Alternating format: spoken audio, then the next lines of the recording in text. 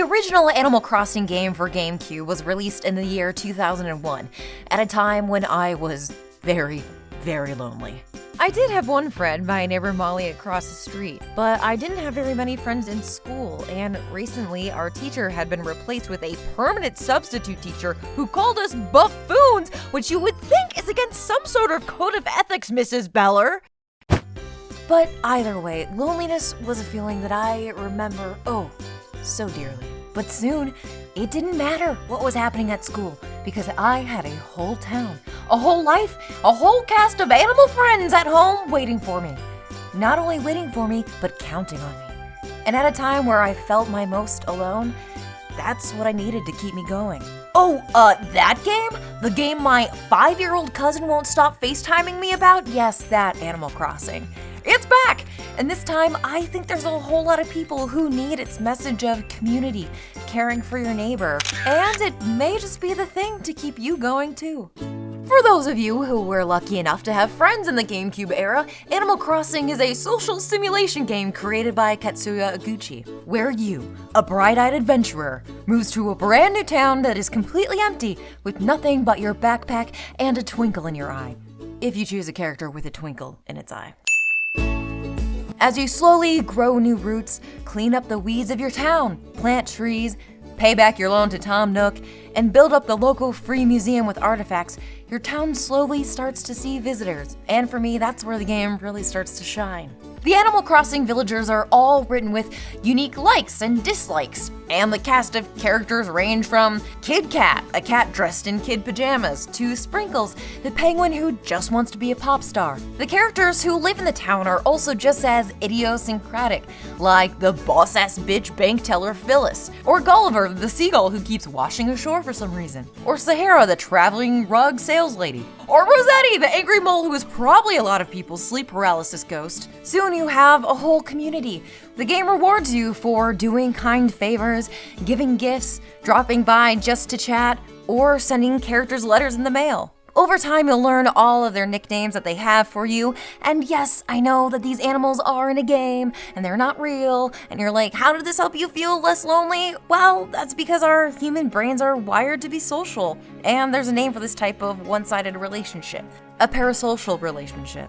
If you don't know what a parasocial relationship is, check out Shannon Strucci's amazing YouTube documentary called Fake Friends. A parasocial relationship is a relationship that is one-sided, where the other person may not even know you exist. Most of us have parasocial relationships with celebrities or political figures, but in real life, parasocial relationships can become toxic. I mean, have you ever met a White Sox fan?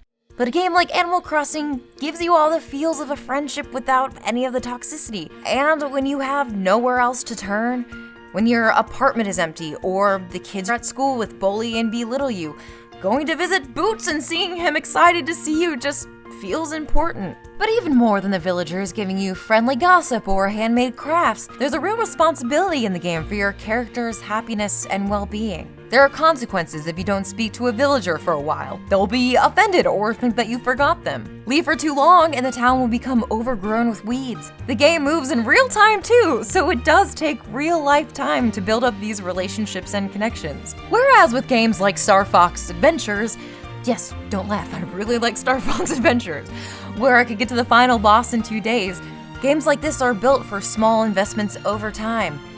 Kind of like a real friendship. So when you're gone, the small world you helped create feels that. The game, in a strange, It's a Wonderful Life way, shows you that you do matter. What you do in that town matters. Being nice to your neighbors matter. Celebrating and giving gifts and just checking in to say hi matters.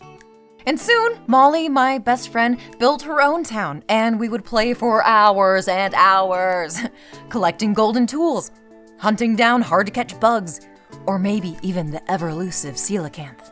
The hours holed up in my basement on cold winter nights, running around in our towns, are very near and dear to me, and honest to God, it strengthened our relationship in real life. Same with my brother. Him and I would live in the same town to help take care of it together, send each other gifts in the mail, and spend hours running around and catching fireflies. Things that maybe at age 10 I was too embarrassed to do, but hadn't yet fully grown out of. So eventually I had a better support system at home, and a fake one in my Animal Crossing game. And having that support system did eventually help me make more friends in school. I felt less nervous to talk to kids because, hey, Boots the alligator thinks I'm funny. And not to get too down, but in a time like this, community is what we need the most. The traditional ways that we think of a community, though, gathering in public spaces, isn't safe right now.